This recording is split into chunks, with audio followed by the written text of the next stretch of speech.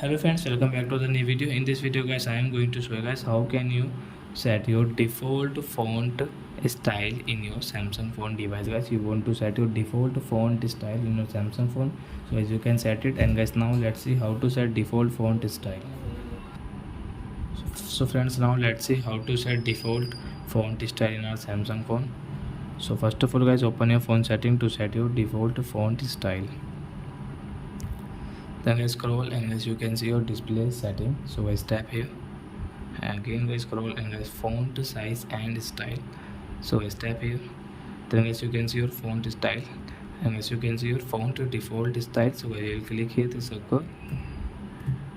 So a default font style will set in our Samsung phone guys. So I hope friends you have understood how to set default font style in our Samsung phone. So that's it guys, thanks for watching. Now we will meet in the next video with new topic. Before going guys, please go and like my video, subscribe my channel. Bye bye friends.